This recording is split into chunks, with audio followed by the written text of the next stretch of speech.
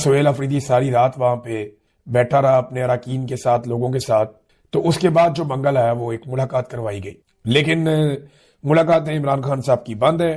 ان کے لوگ احتجاج کر رہے ہیں اور اس سے فرق کوئی نہیں پڑتا، کیونکہ احتجاج جو ہے نا وہ بڑا خفیف سا ہو رہا ہے. یعنی جسے احتجاج کہتے ہیں اور جو پاکستان تحریک انصاف کر سکتی ہے یا ان کی قیادت کر سکتی ہے وہ اس نہج تک نہیں جا رہے. شاید ابھی بھی پاکستان تحریک انصاف کے لوگوں کو یا لیڈرشپ کو یہ لگتا ہے کہ موجودہ ملٹری اسٹیبلشمنٹ عمران خان کے لیے یا ان کے لیے کوئی رستہ نکالے گی. لیکن سادی اور صاف بات یہ ہے کہ عاصم منیر صاحب جب تک ہیں تب تک وہ عمران خان کو کبھی برداشت نہیں کریں گے. جو ان کے ساتھ پاکستانیوں نے کر دیا ہے اور جو شعور عمران خان صاحب نے پاکستانیوں کو دیا، اس کے بعد جو کچھ عاصم منیر کے ساتھ ہوا، یعنی پاکستان کا اگر آج آپ سب سے غیر مقبول آدمی دیکھیں، آپ سروے کروا کر دیکھ لیں. ہم نے کئی دفعہ نواز شریف کے ساتھ، زرداری کے ساتھ سروے کروایا، لیکن عاصم منیر صاحب کی غیر مقبولیت کا کوئی مقابلہ نہیں کر سکتے. وہ طاقت میں بے مثال ہے. یعنی ان کے پاس 7-8 لاکھ لوگوں کی ایک فوج ہے، بہت ساری بندوقیں ہیں، ہتھیار ہیں، ایئر فورس ہے، بہت سارا کچھ ان کے پاس ہے جو ان کے اشارے کے اوپر چلتا ہے. بیوروکریسی جو ہے وہ اس کو کنٹرول کرتے ہیں، ایجنسیاں ہیں ان کے ذریعے سے وہ پورے نظام کو کنٹرول کرتے ہیں. تو طاقت تو بے مثال ہے، لیکن طاقت کانسٹنٹ ہی نہ ہوتی، ہمیشہ رہتی نہیں ہے. مقبولیت کے معاملے میں جو سب سے غیر مقبول ہے اس وقت پاکستان میں وہ بھی عاصم منیر صاحب ہے. آپ جتنے مرضی سروے کروا کر دیکھ لیں. تو پاکستان تحریک انصاف کو یہ غلط فہمی ہے شاید کہ عاصم منیر صاحب یا یہ موجودہ نظام عمران خان کے لیے کوئی گنجائش پیدا کریں گے. سوال ہی پیدا نہیں ہوتا، سوال ہی پیدا نہیں ہوتا. یہ ملک کے دشمنوں سے ہاتھ ملا لیں گے، یہ پاکستان کے ٹکڑے کروا لیں گے، لیکن یہ عمران خان کے لیے گنجائش نہیں نکالیں گے. عمران خان کے لیے گنجائش پاکستان کی عوام کو زبردستی نکالنی پڑے گی، بزور طاقت نکالنی پڑے گی. پرامن طریقے سے ایک بڑا احتجاج کر کے عوام باہر نکلے، اپنی طاقت کا مظاہرہ کرے اور ان سے پھر جان چھڑوائے. اس کے علاوہ تو کوئی رستہ پاکستانیوں کے پاس ہے نہیں. پاکستان تحریک انصاف کو یہ غلط فہمی ہے. دیکھیں نا، ابھی یہ اسلام آباد ہائی کورٹ کے باہر کی یہ تصویر ہے، یا 20 سے 25 وکیل یہ آئے عمران خان صاحب کے کیسز لگوانے کے لیے. اب 20 سے 25 وکیل پاکستان تحریک انصاف جیسی بڑی جماعت، وہ کہہ رہے ہیں جی ہم سب موجود ہیں یہاں پہ. سب کتنے ہیں؟ 20 سے 25. 20 سے 25 وکیل جو ہے وہ کیا انقلاب لے کر آئیں گے؟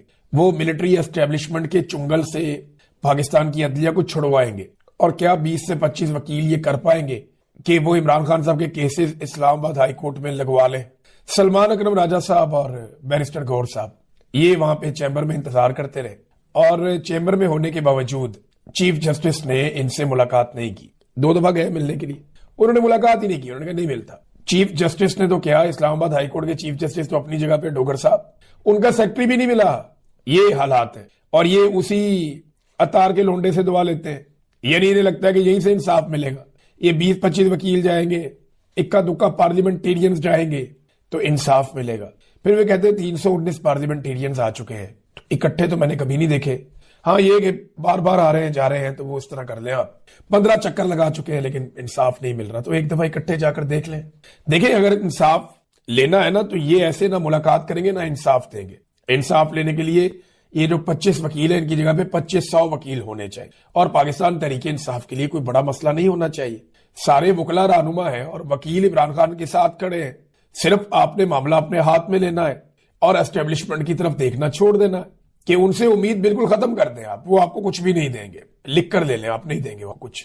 عاصم منیر صاحب ہمیشہ پی ایم ایل این کے ساتھ اور زرداریوں کے ساتھ کھڑے ہوں گے. نواز شریف اور زرداری یہ وہیں کھڑے ہوں گے. اور دوسری بات یہ ہے کہ عمران خان سے نفرت اب ان کی پہچان ہے، وہ اپنی یہ پہچان ختم نہیں ہونے دیں. لہذا یہ 25 وکیلوں کی جگہ 2500 وکیل لے کر جائے.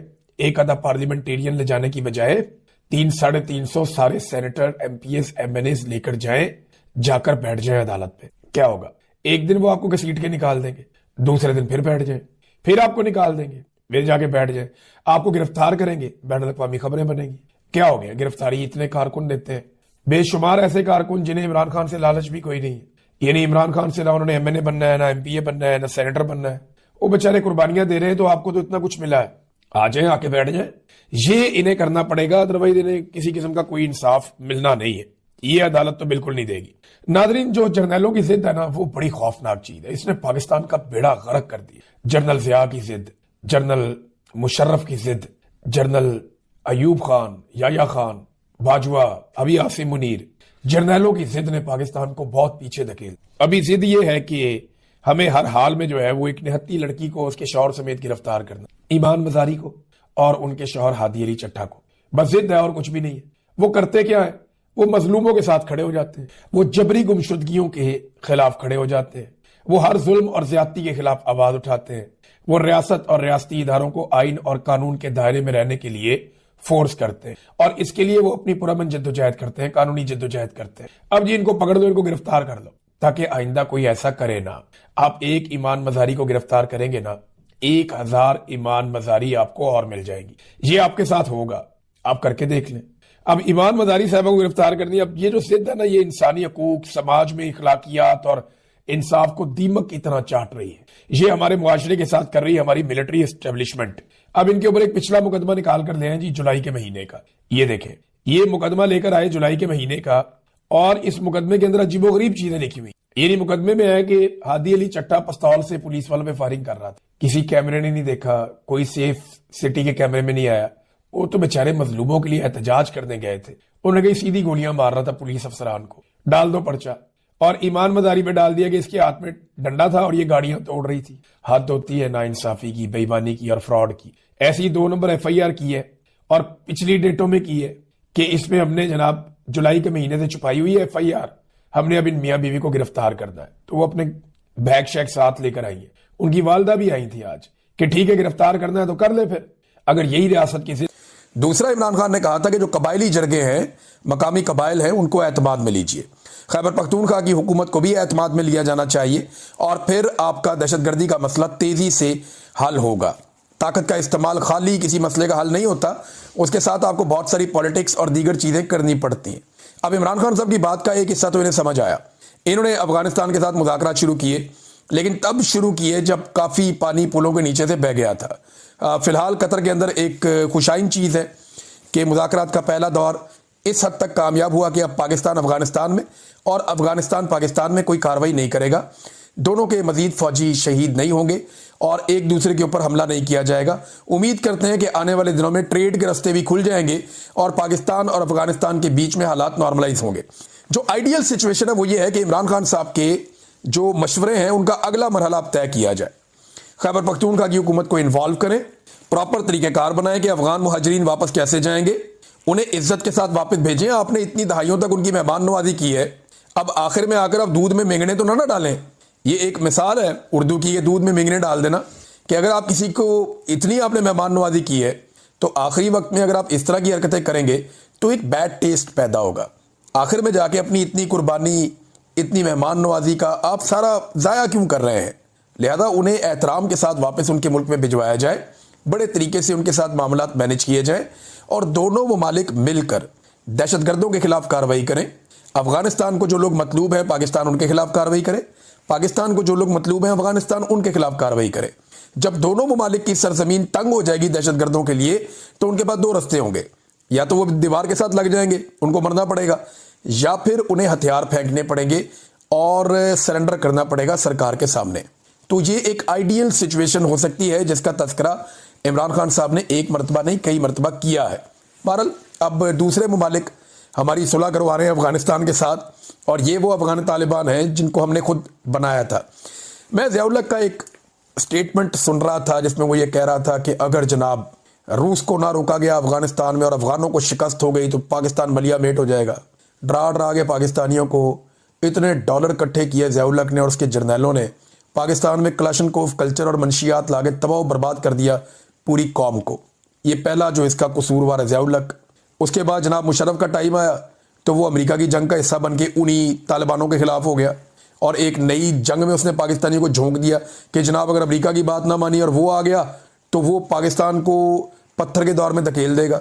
اب یہ ایک مشرف صاحب کا بھی خوف تھا، ضیاء الحق بھی بزدل تھا، مشرف بھی بزدل تھا، تو ان دونوں نے ہمیں ایک ایسی جنگ کا حصہ بنایا جس کا پاکستان کو حصہ نہیں بننا چاہیے تھا۔ اور اب اگر آپ بات کریں تو موجودہ جو ملٹری قیادت ہے وہ بھی اس خطے کو اور اس سارے ریجن کو ایسے ہی دیکھ رہی ہے، حالانکہ ہونا یہ چاہیے کہ ہم افغانستان کے ساتھ معاملہ طے کریں اور دہشت گردی کے خاتمے کے لیے مل کر کام کریں تاکہ دونوں کو کامیابی مل سکے اور ہماری جو مغربی سرحد ہے وہ ہمیشہ کے لیے محفوظ ہو جائے۔ ناظرین، غزہ کے حوالے سے پاکستان نے ایک معاہدہ تو کیا ہے، معاہدے کے اوپر دستخط بھی کیے ہیں۔ ڈونلڈ ٹرمپ کے بقول جو غزہ کا امن معاہدہ ہے اس پہ ساروں نے دستخط کیے ہیں، शहबाज शरीफ वगैरह मुकर गए थे कि जनाब हमने तो दस्तखत किए जिस पेपर पे, वो तो पेपर में कुछ और लिखा था, यहाँ पे तो कुछ और है। लेकिन जब वो पेपर सामने आए और जब डोनाल्ड ट्रंप ने कहा तो इन्होंने उसको डिनाई नहीं किया। डोनाल्ड ट्रंप ने कहा जी इन्होंने इसी मुआहदे के ऊपर दस्तखत किए हैं और ये पहले दिन से मेरे साथ हैं और ये कह रहे हैं जी शुरू से हम आपके साथ हैं, और उन्होंने मुझे पूरी सपोर्ट दी है। और स्पेशली उसने नाम लिया शहबाज शरीफ का और आसिम मुनीर का, वो इनसे बहुत खुश था दोनों से। तो डोनाल्ड ट्रंप ने तो ये वादे कर दिया कि जनाब ये उसके अंदर हिस्सेदार है। अब उस मुआहदे के तहत तो अमन होना चाहिए था, जंगबंदी होनी चाहिए थी, लेकिन लगातार इसराइल फ़लस्तीनियों का वहाँ पे कत्लेआम कर रहा है। अब एक और बड़ी अफसोसनाक खबर आई है, फ़लस्तीनियों से भरी हुई एक बस के ऊपर हमला किया गया, इसराइल ने हमला किया, 11 फ़लस्तीनी शहीद कर दिए। इनका ताल्लुक एक ही ख़ानदान से था। रोज़ाना खबर आती है, कभी 10 शहीद कर दिए, कभी 20 शहीद कर दिए, कभी इससे ज़्यादा शहीद कर दिए। तो कत्लो गारतगिरी का सिलसिला रुक नहीं रहा। तो जो मुआहदे पे दस्तखत करने वाले मुल्क थे, क्या उनमें से किसी एक मुल्क ने भी अमेरिका से रब्ता किया और उस मुल्क ने कहा हो कि जनाब आपने जंगबंदी करवाई है, ये क्या हो रहा है? बदस्तूर वहाँ पे कत्लेआम हो रहा है, ये कैसी जंगबंदी है, इसके बावजूद कत्लेआम नहीं रुक रहा। तो पाकिस्तान को इसके ऊपर आवाज़ उठानी चाहिए। देखें 3 चीज़ें हैं जिस पे पाकिस्तान की गवर्नमेंट को क्लैरिटी लेकर आनी पड़ेगी। नंबर 1 कि ये जो कत्लेआम अब हो रहा है ये मुआहदे की खिलाफ वर्जी है जिस पे दस्तखत करवाए गए थे, लिहाजा अमेरिका मुआहदे की पासदारी करवाए। नंबर 2, अब्राहम अकॉर्ड के ऊपर डोनाल्ड ट्रंप का दावा है कि सऊदी अरब के साथ साथ सारे मुल्क इसको कबूल कर लेंगे, इसराइल को तस्लीम कर लेंगे। तो क्या पाकिस्तान करेगा या नहीं, इसमें क्लैरिटी लेकर आए। तीसरा, डोनाल्ड ट्रंप ने खुद कहा कि उनकी फ़ौज वहाँ जाएगी ज़रूर, लेकिन हमास को गैर मुसल्लह करने का काम उनकी फ़ौज नहीं करेगी, वो और लोग करेंगे उनके लिए। तो और लोग जो हैं वो फ़ौजी होंगे जो ये काम करेंगे। तो बाकी फ़ौजें तो इंडोनेशिया की, पाकिस्तान की और कुछ और जगहों से जा रही हैं। तो पाकिस्तान इसमें भी क्लैरिटी लेकर आए कि क्या पाकिस्तान वहाँ फ़ौज भेज रहा है, और अगर भेज रहा है तो किस काम के लिए भेज रहा है, और क्या वो हमास के साथ कोई मुज़ामत में या हमास के साथ किसी मुखालफत में जाएंगे, या वो इसराइल के ख़िलाफ़ वहाँ पे जा रहे हैं, किस काम के लिए जा रहे हैं, इसके अंदर भी क्लैरिटी लेकर आनी चाहिए। नाज़रीन, इसमें एक और ख़बर है कि क्या पाकिस्तान को अब्राहम अकॉर्ड ज्वाइन करना चाहिए। इस पर फवाद चौधरी साहब, बेसिकली एक लिबरल आदमी फवाद चौधरी साहब, और इस एक्सट्रीम पे वो चले जाते हैं कि यानी वो कहते हैं कि तहरीक लब्बैक के लोगों को अगर गोलियां भी मारी गई, कुचला भी गया तो भी ठीक है। हत्ता कि वहाँ पे मेरे ख्याल में मैंने काफ़ी सारी लाशों की तो तस्वीरें मेरे पास हैं जो तहरीक लब्बैक वाले भेजते रहे। बंदे तो मरे हैं, देखें अब आप कितना छुपाएंगे। आप लाशें छुपाने का एक हुनर तो आता है पाकिस्तान के अंदर सिक्योरिटी फोर्सेस को, पहले भी छुपाई हैं फिर छुपा ली।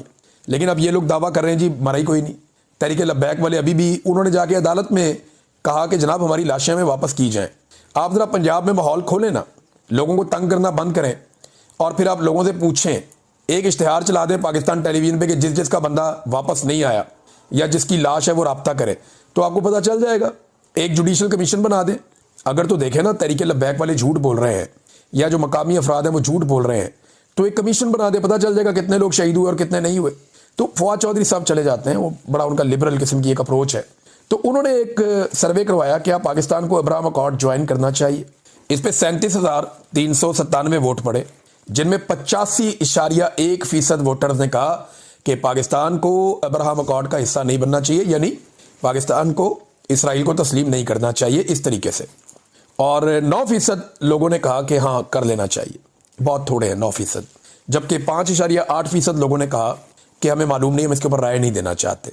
लेकिन 85.1% लोगों ने कहा कि अब्राहम अकॉर्ड को पाकिस्तान को तस्लीम नहीं करना चाहिए या उसका हिस्सा नहीं बनना चाहिए। ये जनाब फवाद चौधरी साहब ने करवाया था। तो लोगों की आवाज़ जो है, जो जमहूर की आवाज़ होती है, वही किसी जमहूरी मुल्क के अंदर हकीकी राय होती है। नाज़रीन, तहरीक लब्बैक की जानिब से भी अब खबरें आना शुरू हो गई है, और ये कुछ सहाफ़ियों ने इसको पोस्ट किया और उन्होंने दावा किया कि तहरीक लब्बैक ने ये स्टेटमेंट दिया है कि 13 अक्टूबर को जो किया गया वो 13 अप्रैल 1919 को जो जलियांवाला बाग में हुआ था उसको दोहराया गया। जलियांवाला बाग में आप अगर 13 अप्रैल 1919 को अगर आप निकाल के पढ़ें तो आपको पता चलता है कि एक जनरल डायर हुआ करता था और बड़ी इबरतनाक मौत हुई उसको बाद में। तो जनरल डायर ने जलियांवाला बाग में घेर के लोगों का कत्लेआम कर दिया था, और उसके बाद एक बड़ी खौफनाक तहरीक चल गई थी। तो इन्होंने कहा ये जलियांवाला बाग की तरह का वाक़या हुआ। यही बात जो है वो आरिफ अलवी साहब ने भी कही थी। अब उन्होंने मुतालबात ये किए कि एक तो जुडिशल कमीशन बनाया जाए, इस पर तमाम जितनी भी पार्लियामेंट के अंदर जमातें हैं वो इस सारे का इसकी मजम्मत करें। CM पंजाब, IG पंजाब آئی جی اسلام آباد، ان کو عہدوں سے ہٹایا جائے، ایک اور پولیس والا اس کو بھی، اور اقدام قتل اور دہشت گردی کی ایف آئی آرز ان کے خلاف درج کی جائیں، اور تمام مدارس اور مساجد جو بند کر دی گئی ہیں انہیں واپس کھولا جائے۔ اب میں ایک چیز آپ کو اور بتاتا ہوں، میرے سورس ہے اس نے مجھے یہ بات آج سے کچھ عرصہ پہلے بتائی تھی، اور بڑی ڈینجرس یہ بات ہے، بڑی خوفناک ہے، اور یہ میرا سورس جو ہے وہ اس وقت گورنمنٹ کا حصہ ہے۔ اس نے مجھے کہا کہ ہمیں تو یہ بڑی کلیئرٹی کے ساتھ کہہ دیا گیا اسٹیبلشمنٹ کی جانب سے، جو ہم کہتے ہیں وہ کرو، آنکھیں بند کر کے کرو، جو ہم کہتے ہیں وہ کر دو، یہ مت دیکھیں کہ پبلک اس کے بارے میں کیا سوچتی ہے، اس کا نتیجہ کیا نکلے گا، عدالت کیا کہے گی، کل کیا ہوگا۔ کنٹرول کرنا ہمارا کام ہے، جو ہم کہتے ہیں آنکھیں بند کر کے کرو۔ یہ پیغام نہ صرف حکومتوں کو دیا گیا بلکہ بیوروکریسی کو بھی دیا گیا کہ آپ ہماری بات مانتے جائیں، آپ کا تحفظ ہماری ذمہ داری۔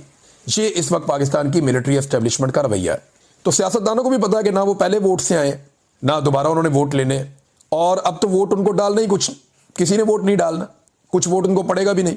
تو ان کو بھی اس بات کا آئیڈیا ہے کہ جب تک اسٹیبلشمنٹ کو وہ زندہ رکھ سکیں گے تب تک وہ خود زندہ رہ سکیں گے، لہذا وہ اسٹیبلشمنٹ کی سہولت کاری کر رہے ہیں اس امید پر کہ اسٹیبلشمنٹ ان کی سہولت کاری کرے گی۔ لیکن جتنا میں ملٹری اسٹیبلشمنٹ کو اسٹڈی کر چکا ہوں آج تک، یا جتنے بھی ہمارے سینئر لوگ ہیں، وہ یہ کہتے ہیں کہ یہ بہت برے دھوکے باز ہیں، یہ ایسا دھوکہ دیں گے، ان سے کام بھی کروائیں گے، بعد میں انہیں جوتے بھی ماریں گے اور ان کا بیڑا غرق بھی کر دیں گے، اور یہ پوری دنیا ہوتا ہوا دیکھے گی بھی۔ ناظرین، کچھ نوجوانوں نے ایک ٹرینڈ چلایا ہوا پاکستان میں وہ دیکھ رہا تھا، مجھے بڑی تکلیف ہوئی۔ اچھے خاصے نوجوان ہیں، کوئی منہ پہ انگلی رکھ کے بیٹھا ہوا ہے، کوئی آنکھوں پہ ہاتھ رکھ کے بیٹھا ہوا ہے، اور ایک خاموش احتجاج کر رہے ہیں تحریک لبیک کے خلاف، جو ایک آپریشن ہوا، سانحہ ہوا، اس کے اوپر کوئی منہ پہ ٹیپ چڑھا رہا ہے، کوئی منہ پہ انگلی رکھ رہا ہے، کوئی آنکھوں کے اوپر ہاتھ رکھ رہا ہے کہ میں دیکھ نہیں رہا، میں بول نہیں رہا۔ یہ خاموش احتجاج ہے۔ دیکھیں، میں نوجوانوں سے یہ کہنا چاہتا ہوں کہ ایسا احتجاج ان ملکوں میں ہوتا ہے جہاں پہ جمہوریت ہوتی ہے، انسانی حقوق ہوتے ہیں، جہاں پہ جمہوری اقدار ہوتی ہیں، جہاں پہ غیرت باقی ہوتی ہے، جہاں پہ انسانیت باقی ہوتی ہے۔ یہ ان ملکوں کے اندر ہوتا ہے۔ جس ملک کے اندر آپ رہتے ہیں اور جہاں پہ یہ سانحہ ہوا ہے، وہاں پہ یہ ساری چیزیں ختم ہو گئیں۔ اگر بنگلہ دیش کے اور نیپال کے اور سری لنکا کے نوجوان منہ پہ انگلیاں رکھتے اور آنکھوں کے اوپر ہاتھ رکھتے تو وہاں پہ کبھی تبدیلی نہیں آتی۔ انہوں نے منہ پہ انگلی نہیں رکھی، انہوں نے چلا کر اپنی آواز اٹھائی۔